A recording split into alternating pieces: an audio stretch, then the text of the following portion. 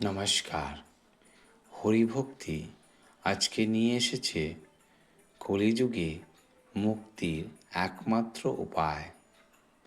এই কলিযুগে মুক্তির একমাত্র উপায় হল ভগবান হরির পবিত্র নাম কীর্তন করা।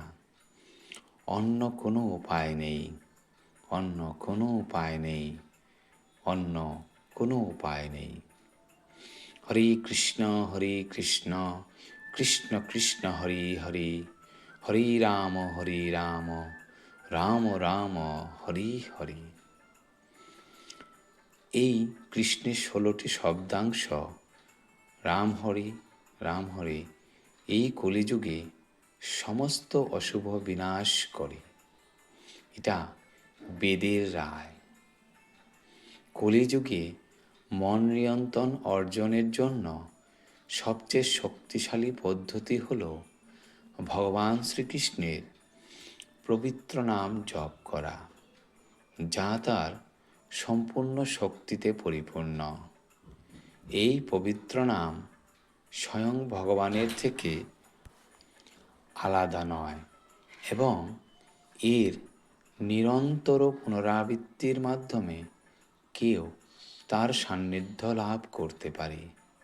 এই নাম জপ বা মন্ত্র ধ্যান মনকে সমস্ত সন্দেহ এবং নৈতিবাচক চিন্তা ভাবনা থেকে মুক্ত করার একটি শক্তিশালী উপায়।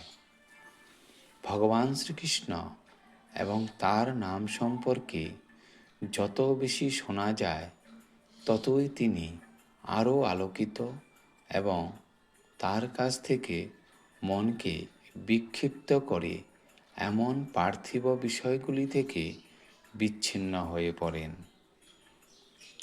মনকে জাগতিক কার্যকলাপ থেকে বিচ্ছিন্ন করে এবং আধ্যাত্মিক সাধনায় নিযুক্ত করে। কেউ সহজেই বৈরাগ্য বা বস্তুবাদ থেকে বিচ্ছিন্নতা অর্জন করতে পারে। কালের দোষ নিধে রাজন্য অস্তি হ্যাঁ এক মহান গুণ।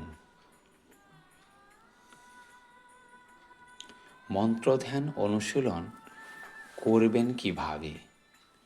কৃষ্ণের পবিত্র নামকে যথাযথভাবে সম্মান করার জন্য একজনকে অবশ্যই যথাযথ ভক্তি এবং এর শক্তি সম্পর্কে উপলব্ধি সহকারে জপ করতে হবে। এর কার্যকারিতা সম্পর্কে কোনো সন্দেহ বা অনিশ্চয়তা থাকলে পবিত্র নামটির শক্তি গোপন থাকে। যারা শ্রীকৃষ্ণের পবিত্র নাম বিশ্বাস করেন, তারাই কেবল এর ঐশ্বরিক করুণা অনুভব করতে পারেন, কারণ এটি একটি রহস্যময় রহস্য যা কেবল বিশ্বাসীদের কাছেই অ্যাক্সেসযোগ্য। ভক্তদের এই পবিত্র সত্য সম্পর্কে তাদের বোধগম্যতা আরও গভীর করার চেষ্টা করা উচিত। মন্ত্রধ্যানের দুটি রূপ রয়েছে, যাকে জপ এবং কীর্তন বলা হয়। জপ হলো একটি শান্ত এবং ব্যক্তিগত অনুশীলন, যেখানে প্রার্থনা পুঁথি ব্যবহার করে মন্ত্রপাঠ করা হয়। অন্যদিকে কীর্তন হলো একটি প্রাণবন্ত সাম্প্রদায়িক ধ্যান, যা একই শব্দ কম্পনের চারপাশে ঘোরে। এটি একটি আহ্বান এবং প্রতিক্রিয়া বিন্যাস অনুসরণ করে এবং প্রাণবন্ত বাদ্যযন্ত্র অন্তর্ভুক্ত করে। নিচে আমরা প্রার্থনা পুঁথি ব্যবহার করে কিভাবে কার্যকরভাবে হরে কৃষ্ণ মহামন্ত্র জপ করতে হয় তার একটি বিস্তৃত বিবরণ প্রদান করছি। কালীসন্তরণ উপনিষদে হরে কৃষ্ণ মহামন্ত্রকে সকল অশুভের বিনাশকারী হিসাবে ঘোষণা করা হয়েছে। পরমেশ্বরের অবতার শ্রী চৈতন্য মহাপ্রভু আমাদেরকে নিরন্তর কৃষ্ণের পবিত্র নাম জপ করতে এবং অন্যদের কাছে জপের মহিমার বার্তা ছড়িয়ে দিতে আহ্বান করেছেন। হরে কৃষ্ণ মহামন্ত্রের প্রতিটি পর্ব শুরু করার আগে আমাদের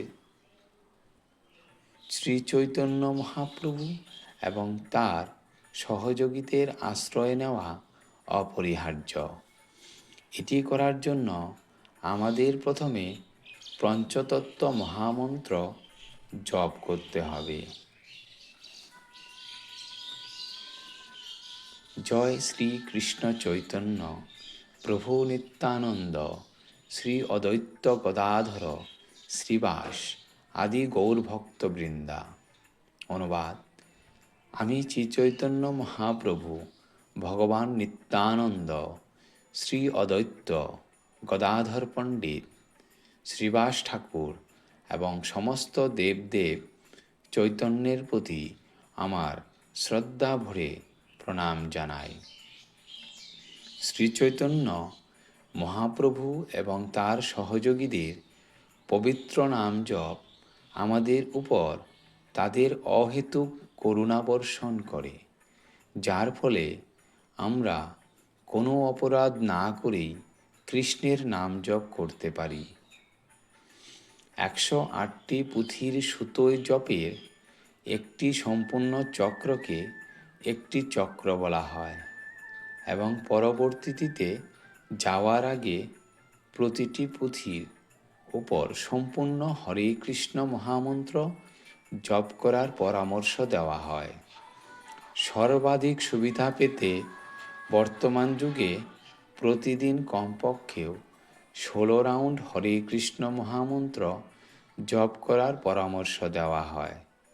তবে নতুনরা কম সংখ্যক রাউন্ড দিয়ে শুরু করতে পারেন এবং সময়ের সাথে সাথে ধীরে ধীরে সংখ্যা বৃদ্ধি করতে পারেন। হরে কৃষ্ণ মহামন্ত্রের প্রতিটি রাউন্ড শুরু করার আগে অন্তত একবার পঞ্চতত্ত্ব মহামন্ত্র জপ করা অত্যন্ত গুরুত্বপূর্ণ। ধন্যবাদ।